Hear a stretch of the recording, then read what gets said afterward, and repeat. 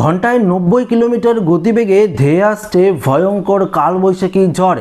ইতিমধ্যেই পশ্চিমবঙ্গের এই 15টি জেলায় সতর্কবার্তাও জারি করলো আলিপুর আবহাওয়া দপ্তর। তো বন্ধুরা, ঠিক কোন কোন জেলায় সতর্কবার্তা জারি রয়েছে, কালবৈশাখী ঝড়ের সঙ্গে কোন কোন জেলাগুলিতে বজ্র বিদ্যুৎ সহ শিলা বৃষ্টিরও পূর্বাভাস জারি রয়েছে, সমস্ত কিছু জানাবো আজকের এই ভিডিওতে। তো অবশ্যই ভিডিওটিতে আপনারা প্রত্যেকেই প্রথম থেকেই শেষ পর্যন্ত সঙ্গে থাকবেন। দেখুন বন্ধুরা, সকাল থেকেই ঘন কালো মেঘ গোটা পশ্চিমবঙ্গ জুড়ে কিন্তু ঘনিয়ে আসছে। আমরা এই মুহূর্তে একদম লাইভ স্ট্যাটাস দেখতে পারলাম, যেখানে আলিপুর আবহাওয়া দপ্তর পরিষ্কারভাবে জানিয়ে দিয়েছে পূর্ব দিক থেকে ক্রমশ ঘন কালো মেঘ কিন্তু পশ্চিম দিকে অগ্রসর হচ্ছে, যার জেরেই দক্ষিণবঙ্গের একাধিক জেলা এবং উত্তরবঙ্গের একাধিক জেলায় রয়েছে বজ্র বিদ্যুৎ সহ কালবৈশাখী ঝড়ের সম্ভাবনা এবং ঘন্টায় 90 কিলোমিটার গতিবেগে একটা দমকা ঝোড়ো বাতাস বইতে পারে। এই মুহূর্তে আবহাওয়া দপ্তরের তরফ থেকে যে অফিসিয়াল আপডেটটি দিয়েছে, একটি অফিসিয়াল আপডেট দিয়েছে, সেটা আমি অন স্ক্রিনে আপনাদেরকে লাগিয়ে দিচ্ছি। দেখুন, এই মুহূর্তে যে অফিসিয়াল বিজ্ঞপ্তিটি আপনারা দেখতে পাচ্ছেন, সেখানে কিন্তু দক্ষিণবঙ্গের যে জায়গাগুলিতে হলুদ সতর্কবার্তা রয়েছে সেই জায়গাগুলি কিন্তু ইন্ডিকেট করে দেওয়া রয়েছে পশ্চিমবঙ্গের ম্যাপে, আপনারা দেখতে পাচ্ছেন।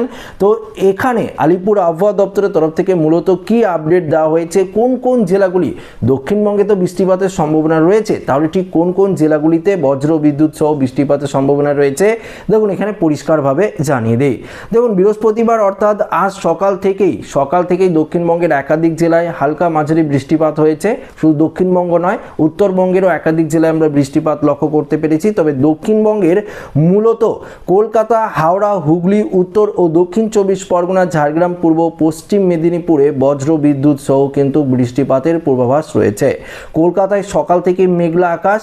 দেখুন, বজ্র বিদ্যুৎ সহ বৃষ্টির সম্ভাবনা রয়েছে কলকাতা সংলগ্ন একাধিক জেলায়, সঙ্গে এখানে কালবৈশাখী ঝড়েরও কিন্তু সম্ভাবনার কথা জানিয়েছে। দেখুন, শুক্রবার থেকে রবিবারের মধ্যে তাপমাত্রার পারদ কিন্তু কিছুটা বাড়তে পারে, 3 থেকে 4 ডিগ্রি সেলসিয়াস তাপমাত্রার পারদ বাড়বে। উইকেন্ডে শুষ্ক আবহাওয়া জারি থাকবে। কলকাতায় আজ সর্বনিম্ন তাপমাত্রা 21.3 ডিগ্রি সেলসিয়াস এবং সর্বোচ্চ তাপমাত্রা কিন্তু 31.2 ডিগ্রি সেলসিয়াসের পাশাপাশি। অন্যদিকে 2 অক্ষরেখা অবস্থানের সঙ্গে একটি ঘূর্ণাবর্ত অবস্থান রয়েছে গাঙ্গেয় পশ্চিমবঙ্গ এবং বাংলাদেশ সংলগ্ন অংশে, যার জেরে বঙ্গোপসাগর থেকে প্রচুর পরিমাণে যে জলীয় বাষ্পপূর্ণ বায়ু, সেই জলীয় বাষ্পপূর্ণ বায়ু ঢুকছে। এই জলীয় বাষ্পপূর্ণ বায়ুর জেরেই কিন্তু ঝড় বৃষ্টি চলছে একাধিক জেলায়। তবে এই মুহূর্তে আপনাদেরকে জানিয়ে দিই, বিশেষ করে পূর্ব মেদিনীপুর, দক্ষিণ 24 পরগনা জেলাতে কালবৈশাখী ঝড়ের পূর্বাভাস রয়েছে।